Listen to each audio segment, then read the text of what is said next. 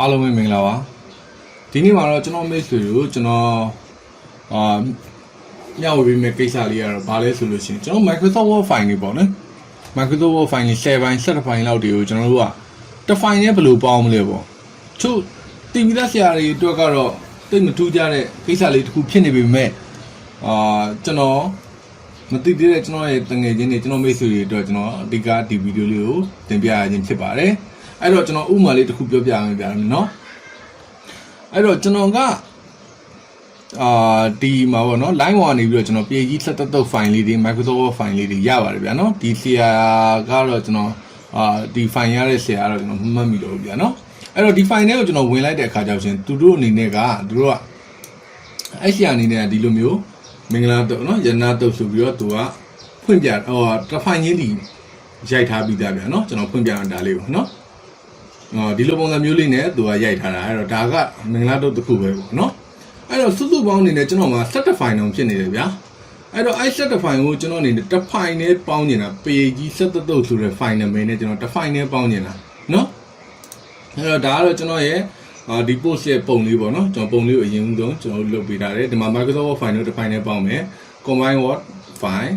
without losing formatting ပေါ့နော်ဘာ formatting မှမပြတ်ဘဲနဲ့ကျွန်တော်က Microsoft Word file ကိုပေါင်းမယ်ပေါ့နော်အဲ့တော့ပေါင်းဖို့အတွက်ဆိုလို့ရှိရင်ကျွန်တော်အလွယ်ကူဆုံးပဲဗျာနော်အဲ့နီးလန့်ကဘာလဲဆိုရင်ကျွန်တော်ပထမဆုံးအနေနဲ့ကျွန်တော် Microsoft Word file ကိုဖွင့်လိုက်မယ်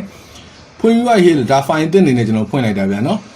ဖွင့်ပြီးသွားရေးဆိုလို့ရှိရင်ဒီ file ထဲမှာကျွန်တော်ကခုန7 file လုံးကိုဒီ page 7တုပ်ရဲ့7 file လုံးကိုကျွန်တော်ထည့်မယ်ဗျာနော်အဲ့တော့ဘယ်လိုထည့်မလဲဆိုတာလေးချက်ကြည့်ပေးပါအောင်နော်အဲ့နေရာလေးပဲအဓိကအရေးကြီးတာပါဗျာနော်အဲ့တော့လောဆယ်ကျွန်တော်ဒီ file ကိုအရင်စိတ်ထားလိုက်ရင်ကောင်းမယ်ဗျာနော်အဲ့တော့အရေးကြီးတာဟုတ်နော်အဲ့တော့ဒီ file ကိုကျွန်တော်က file cs desktop ပေါ်ကကျွန်တော်ဒီ page 7တုပ်ဆိုတဲ့ file ထဲမှာပေါ့နော်ဒီနာမည်အားလုံးပေါ့ကျွန်တော်ထည့်ပေးထားတာသူကျွန်တော်တင်လိုက်ပါမယ်တင်ပြီးသွားရေးဆိုလို့ရှိရင်ကျွန်တော်က Microsoft Word မှာဆိုလို့ရှိရင်တခုခုကိုထည့်ချင်တာဒီ star file နဲ့တခုထည့်ချင်တာမျိုးဆိုလို့ရှိရင်ကျွန်တော်တို့အနေနဲ့ကဘယ်တဲ့န်တော့ထည့်ရလဲဆိုတော့ဒီ insert ဆိုတဲ့ tab ထဲကတော့ထည့်ရတယ်ဗျာနော်အဲ့တော့ insert ကိုကျွန်တော်နှိပ်မယ် insert ထဲမှာကျွန်တော်မိတ်ဆွေတွေရဲ့ကွန်ပျူတာကဒီ Microsoft Word မှာပုံစံလေးနည်းနည်းလေးကွဲရင်ကွဲလိမ့်မယ်ဗျာနော်ကျွန်တော်ကတော့2019 version ပါဗျာအဲ့တော့တော်တော်များများ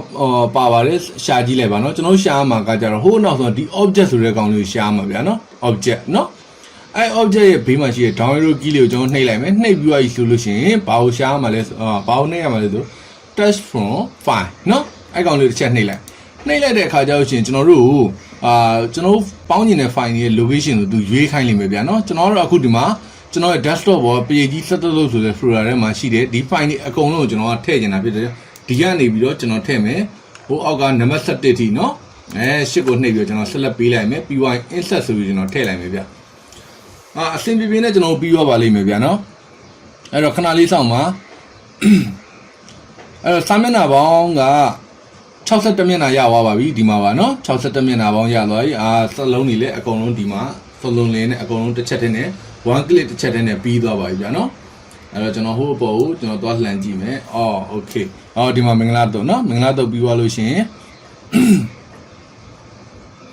ချက်ကြည့်မယ်ကျွန်တော်မှန်လားမမှန်လားပေါ့နော်ဟုတ်တယ်ဗျရနာတော့နော်ဒီမှာလည်းထိုနီ၎င်းမင်္ဂလာတော့ပြီးရနာတော့ပေါ့ဗျာနော်အဲ့တော့ကျွန်တော်ကဒီ file လေးကိုတင်လိုက်ပြီးတင်ပြီးတော့ print ထုတ်လိုက်မယ်ဟေ့ဆိုလို့ရှိရင်ကျွန်တော်တို့က page 7ရဲ့ file လေးတွေရပါပြီဗျာနော်အဲ့တော့မိတ်ဆွေတို့အနေနဲ့ကလည်းဒီ page 7ကိုကျွန်တော် Microsoft Word နဲ့နော်ပြည်ထောင်စု font နဲ့ရိုက်ထားတာဗျာဒီဟာပြည်ထောင်စု font နဲ့ရိုက်ထားတာနော်ဟုတ်ပြည်ထောင်စု font နဲ့ရိုက်ထားတာဖြစ်အဲ့ file ကိုလိုချင်တယ်ဆိုလို့ရှိရင်ကျွန်တော်ရဲ့page messenger မှာ page 7ဆိုပြီးတော့ message လာပို့ပေးပါဗျာနော်လိုချင်တယ်ပေါ့လေနော်အဲ့လို message လေးလာပို့ပေးပါ page messenger ကနေပို့ပေးပါဗျာနော်အဲ့ဒါဆိုလို့ရှိရင်ကျွန်တော်မိတ်ဆွေတို့ကျွန်တော်ပြန်ပြီးတော့ sharing ပြန်လုပ်ပေးပါမယ်နော်ဒီ file ကိုအားလုံးပဲမင်္ဂလာရှိတဲ့နေ့ရက်လေးတွေကိုပိုင်ဆိုင်နေကြပါသေးဗျအားလုံးကျေးဇူးတင်ပါတယ်